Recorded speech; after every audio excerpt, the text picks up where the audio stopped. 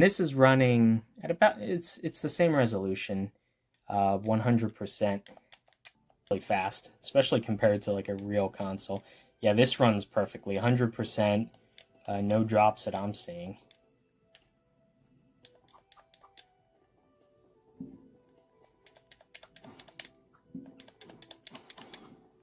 There we go.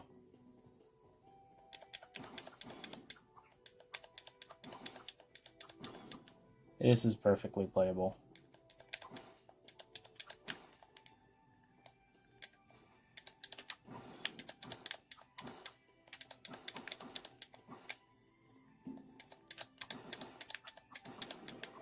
There we go. And I'm dead. But yeah, definitely run. I started all these games, so I at least got through all the intros, FMVs. Yeah, so this guy running 100% in this save room.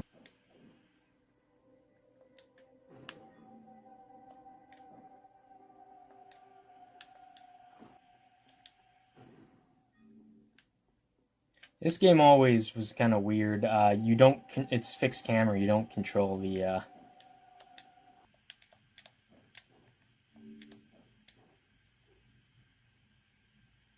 Yeah, so far it seems fixed at about 100%, sometimes drops to like 97 or 90. Seems pretty.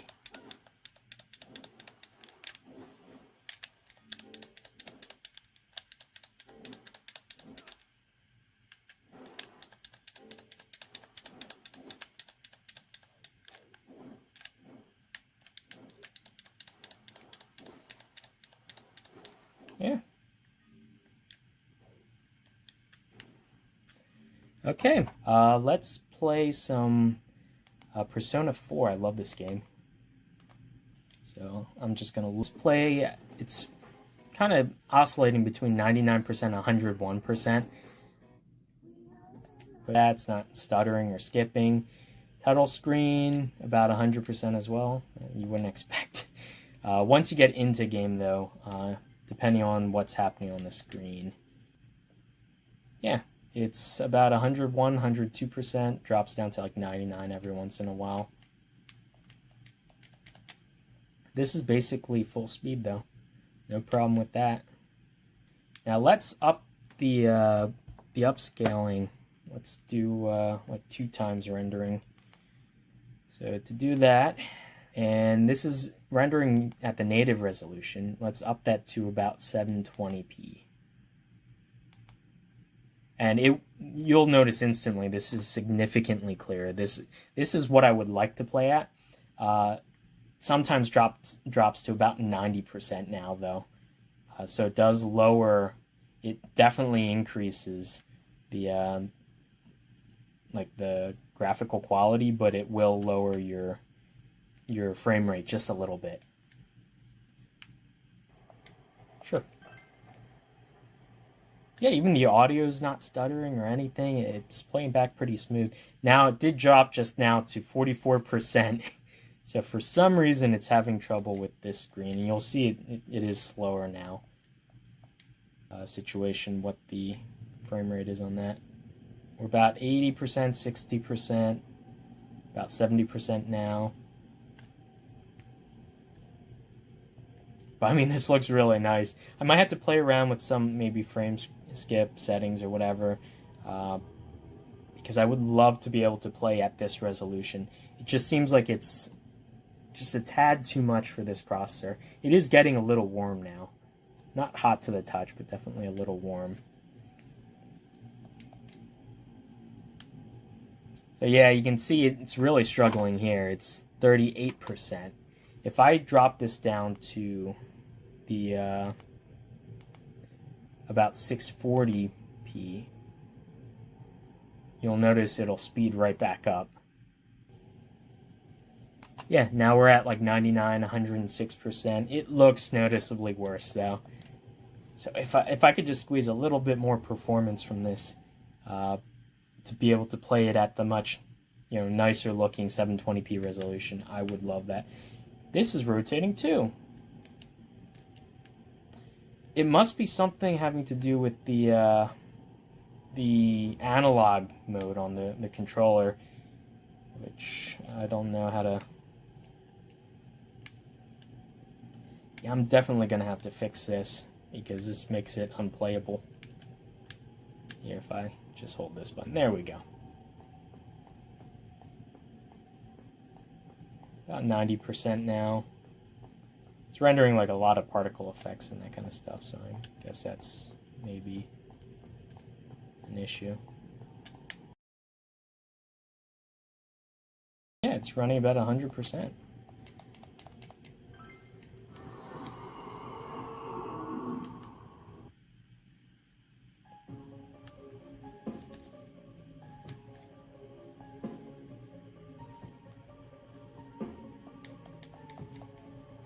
Okay, so now we're actually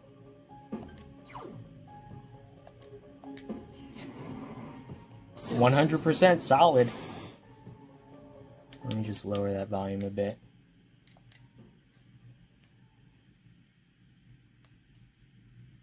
I mean, it still looks really good, actually, for only being like 640p. I could definitely sit here and play this.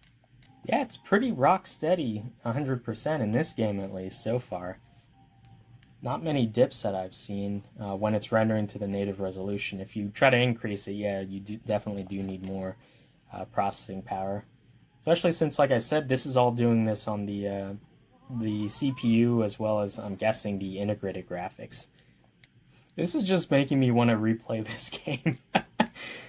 I have Golden, so I'll probably end up playing it on my Vita. That's more comfortable playing it portably for me. But yeah, I could definitely sit down and play this entire game emulated now. I'm surprised. The last time I tried the PS2 emulator was on my first laptop, which was also a Celeron, actually, and that struggled like crazy. I think it was only a single core and like 2 gigahertz max. Like a 2006 laptop, so definitely that was pushing it. And I remember trying to fire up Final Fantasy X and getting like 5 to 10 frames a second. It was really unplayable. But nowadays, that's actually kind of crazy that this small of a PC can run this pretty much with no issues at the native resolution. So yeah, sorry, I just like started filming and like it's been half an hour and I've just been trying to get into like a point in this game. But it's gonna take like too long and I don't have that much time tonight. So anyway, yeah, in terms of the capability, this guy can totally emulate some PS2 games. Maybe not like the really graphically intensive games like this. Probably will struggle on God of War.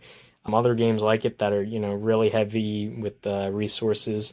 But for the most part, most of the games I've tried on this guy run just fine. Some dips every once in a while, but yeah, now it's actually a little bit toasty. I wouldn't call this hot, though. Yeah. But yeah. So, I guess in summary, who is this machine really for? Kind of asking myself that. I don't think it's for like someone who's super technical. You would probably just buy a second-hand bare bones PC and build it yourself if that's what you're into. It's probably not for like a gamer either, realistically, because you're going to want a dedicated graphics card. This is sort of, I guess, something that you can stick like behind your TV and kind of forget about and just like use this as a NAS or a media player or maybe to surf the web. That'll do all that just fine.